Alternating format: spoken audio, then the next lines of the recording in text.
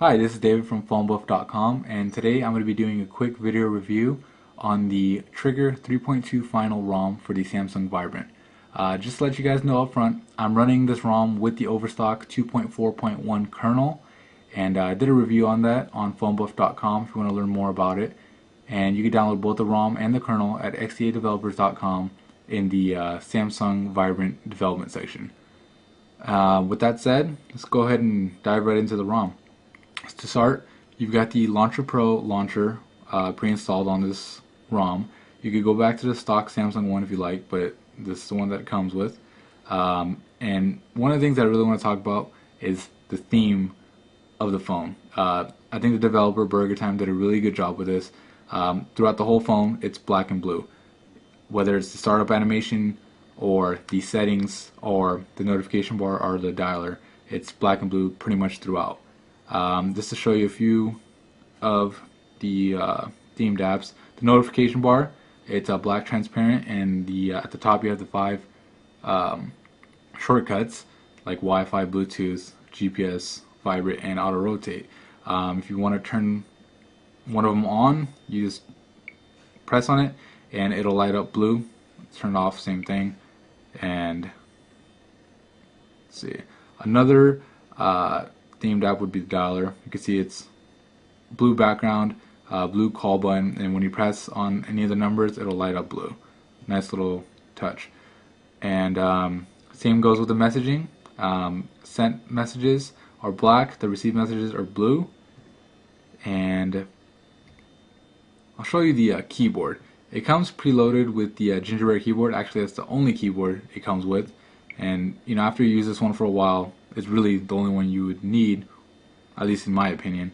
The keyboard it's a multi-touch keyboard, so you can type with 2 hands really fast without it freaking out. And on top of that, it's very accurate, and it is also themed with this ROM. So when you press on a letter, a little pop-up window above it will show up, and it's themed, blue. All right, close that. Other icons that are themed are the calculator, the music, the contacts, and there's a bunch. Let's go into the settings. You got the settings menu. The icons are all blue. We'll go into the about phone so you can see. Let me zoom in. You can see it's a 2.2 firmware, so it's not 2.2.1 or 2.3. And like I said earlier, it's running the Overstock kernel. I'm currently overclocked at 1.2 gigahertz. So I get plenty of speed with this ROM and kernel.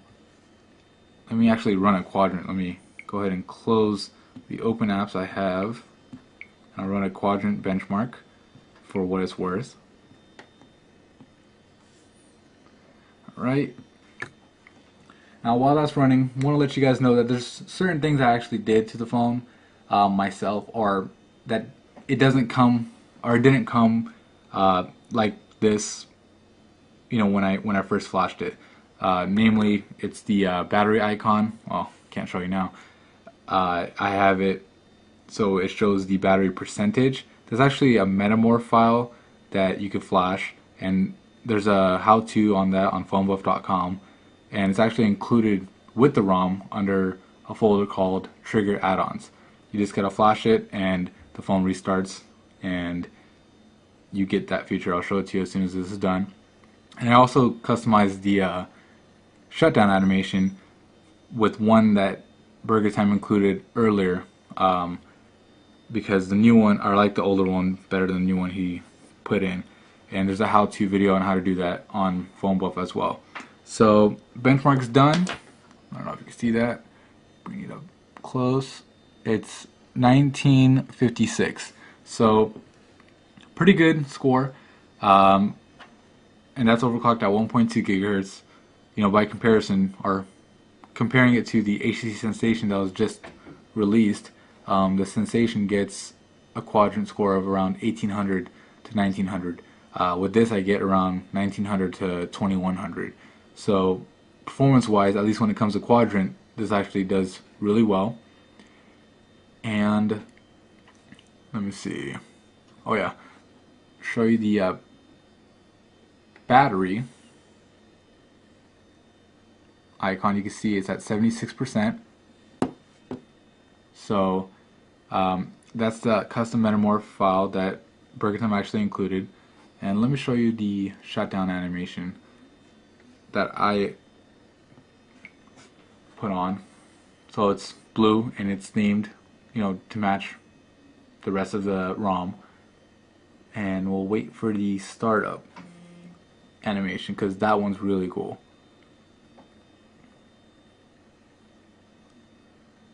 Just something to note, when I downloaded the ROM, I did switch out some of the files or some of the APKs, like the music, the camera, and the camcorder, with a version from Trigger 2.9.4.